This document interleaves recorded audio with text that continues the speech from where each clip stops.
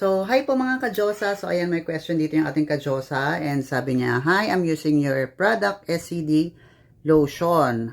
And nahiyang ako. Question po, pwede ba siyang gawing maintenance? Highly appreciated your reply. So, ayan, gumagamit daw siya ng ating SCD Peeling Skin Lotion. And maganda na yung face niya. Tinatanong niya ngayon kung pwede daw bang gamitin tong maintenance.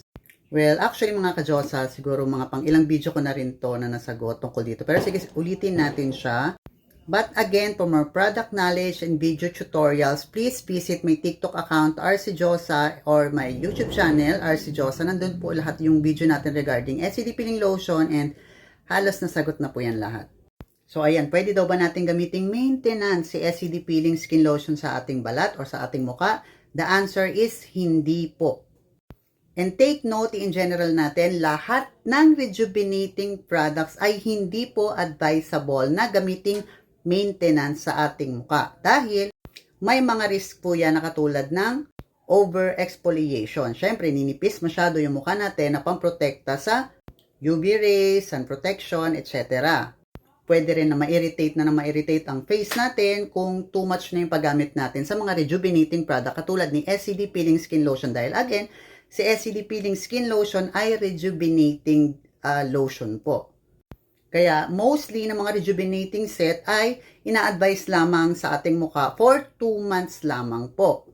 However, ayan, nasagot ko na to before, baka may magtanong ulit, Ma'am RC, akala ko 2018 mo pagamit si SCD Peeling Skin Lotion sa mukha mo. Halos 6 years na po yun akala ko po ba hanggang 2 months lang? Well, kung mapapansin niyo po sa mga video ko dito sa TikTok, gamit ko rin po yung ibang product natin ni SCD. Kasi may mga panahon po na nagpapahinga rin po kami sa paggamit nito.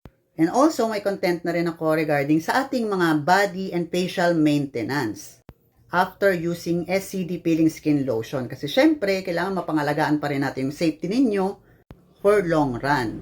Hindi pwedeng maganda ngayon, after a year, patagal ng patagal, is pumapangit yung skin natin kasi nag-over-exfoliate po tayo, nasasobrahan yung balat natin. So, ang advice po natin, maggamit kayo nito sa mukha ninyo for 2 months and then after 2 months, magpahinga kayo at least 3 weeks pataas kasi in 3 weeks po, tumitibay na ulit yung balat natin. Para naiiwasan po natin numipis masyado yung top layer ng skin natin. Then after 3 weeks pataas, or kung gusto mo, lipat ka na muna sa maintenance, pag feeling mo, bumabalik na siya sa dati, tumitibay na ulit, balik ka na ulit sa SCD Peeling Skin Lotion. By that way po kasi, nabibigyan natin ng pahinga yung skin natin sa too much na pagbabalat at pagre-rejuve. Pero sige, isama na natin ulit dito. Ano ba yung mga mild product or maintenance na pwede natin gamitin for face or body after using SCD Peeling Skin Lotion? Sa body mga ka-Diyosa, usually after natin mag-peel, ito lang po yung ina-advise sa atin. The SCD Bleaching Lotion and the other SCD soap. Marami pong variants ang soap ni SCD na pwede yung pagpilian. Bakit madami? Since you have different skin type, syempre yung iba hiyang sa Kojic, yung iba hiyang dun sa ibang soap natin. So you have to find the right product na kung saan po kayo komportable gamitin at kung saan po kayo mahihiyang. Also, always use yung ating mga sunblock lotion. This is sunblock lotion with cooling effect and meron din siyang SPF 70. So this is advisable for our body after using SCD Peeling Skin Lotion after nyo mag-peel. Ngayon, lipat naman po tayo sa body ay sa face. Sa face naman, marami po tayong mga choices na pwedeng pagpilian for our facial maintenance. So, number 1 dyan is yung ating Sakura Whitening Set Anti-Aging. So, in short, ang tawag po dito ay Sakura Set or yung Sakura Lotion. Ito po yung laman niya, yung kulay green. So, ayun, may instruction naman yan dyan. Just follow the instruction. So, ito po yung isang ginagamit natin for facial maintenance after using SCD Peeling Skin Lotion sa mukha natin for 2 months.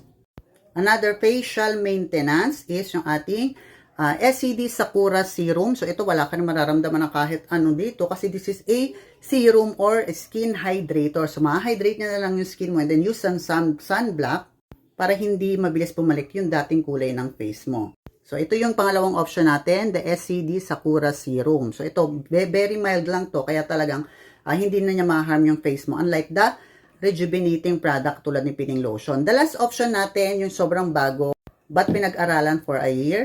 Meron din akong content dito sa TikTok. Let me introduce to you yung ating SCD Retinol Serum with SPF 30. Bongga may SPF and ang init sa shop. So, ito yung pangatlong option natin na pwedeng gamitin for our facial maintenance after using SCD Peeling Skin Lotion.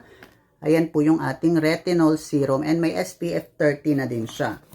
And take note, this one naman is napakadaling gamitin. Gawa nga ng every other day lang gamitin yung ganitong klaseng mga retinol na serum. And then more on sunblock lang during daytime.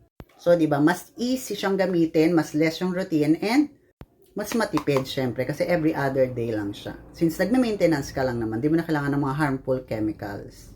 Then, ayan mga ka-Diyosa, after 3 weeks na pagpapahinga natin, paggamit natin ng mga mild product na pinakita ko sa inyo, pwede na tayong bumalik ulit sa SCD Peeling Skin Lotion. After 2 months, pahinga ulit tayo ng 3 weeks. So, by that way mga ka-Diyosa, napapahinga yung balat natin sa pagpipil. So, maiiwasan din natin yung over-exfoliation. And mas magiging maingat tayo dun sa skin natin na masira siya. So, yun lang mga ka-Diyosa, and hopefully nakatulong ang video na to sa'yo. And have a great day po. Bye-bye!